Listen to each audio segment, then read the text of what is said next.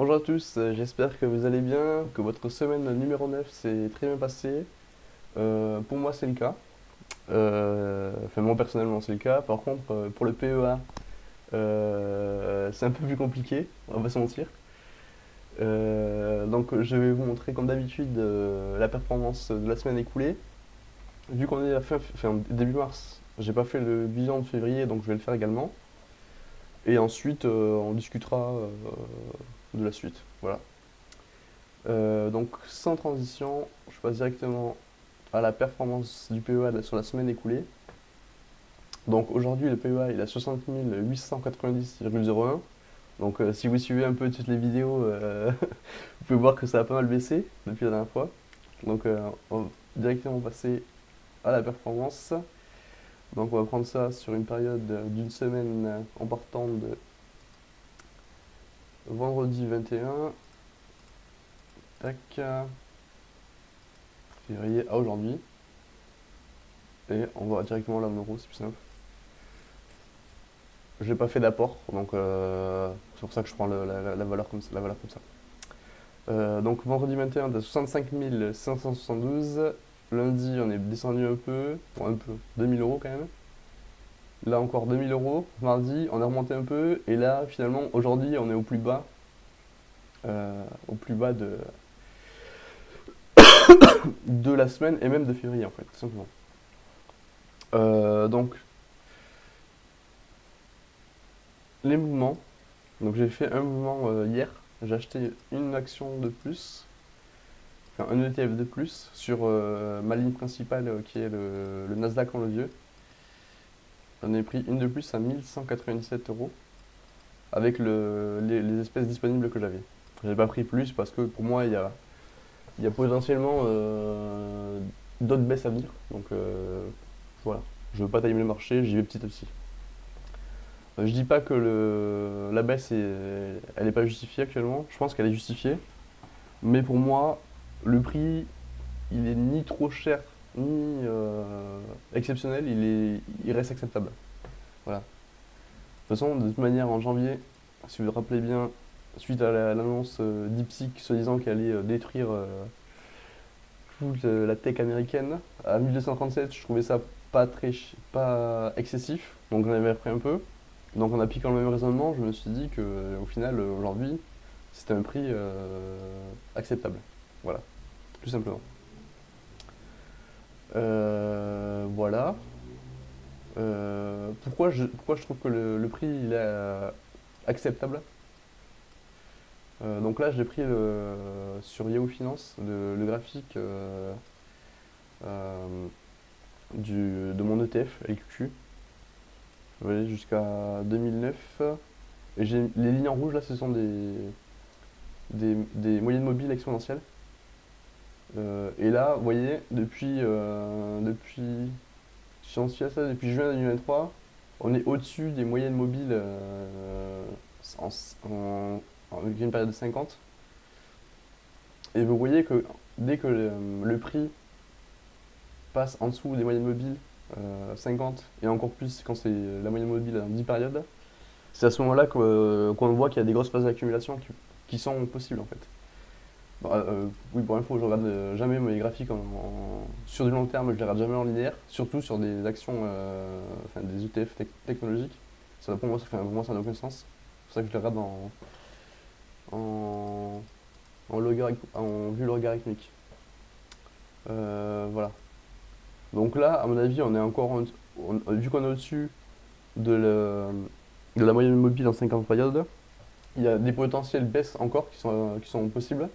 Et par contre, si on voit que le prix passe en dessous de ces moyennes mobiles là, je pense qu'on sera vraiment sur des périodes d'accumulation intéressantes, comme on l'a été par exemple en 2018-2019.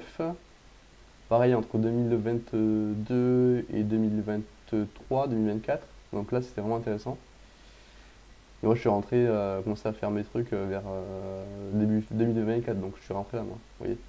Donc là, voilà, il va y avoir potentiellement des opportunités. Donc je dis que ça a baissé, on est au plus bas là, Mais les marchés américains, donc quand même, le Nasdaq 100 en tout cas, il a clôturé, donc il a commencé ici.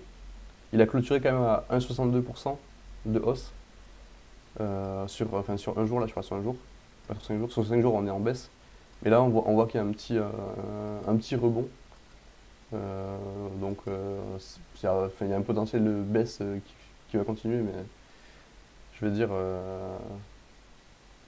sur la traîne long terme, on voit bien que ça monte, quoi, tout simplement. Donc là, potentiellement, on va faire un peu comme là, mais sur du long terme, il n'y a pas photo en fait. Voilà. Ça, c'est fait. Et maintenant, donc, le bilan de février. Donc, au début de février, euh, attendez, c'est faux, je reviens. Hop, c'est bon, c'est corrigé. Donc, la valorisation des titres fin janvier, début février était à 65 721, avec la répartition que vous pouvez voir à ma droite. Donc, c'est un peu bougé, la valeur. Donc, du fait que ma ligne principale a perdu plus de valeur que les autres lignes, le pourcentage a un peu baissé pour cette ligne et a augmenté pour les autres, donc ça c'est normal. Et finalement, aujourd'hui on a 60 890 fin février, donc on choisit pas, on finit sur un plus bas, c'est pas grave, c'est comme ça. Ce mois-ci, j'ai fait 0 € d'apport, comme je l'avais précisé, parce que j'ai d'autres projets en cours, mais j'avais du cash dispo sur mon PEA, donc c'est grâce à ce cash dispo que j'ai pu acheter la dernière là que je vous ai montré à l'instant. Donc pour les résultats, en février, enfin donc janvier 2025, j'avais gagné 751 €, une performance de 1,16%. Et là, février, donc on est passé de 65 721 à 60 890, soit une performance négative de moins 7,35%. Donc voilà, c'est comme ça, c'est la vie. Donc vous voyez, moi j'ai rien à vous cacher, je m'en fous, je vous montre tout ce qui se passe sur mon PEA. J'ai rien à vous vendre. Et surtout, les investissements, c'est ça en fait, c'est des phases de hausse et de baisse.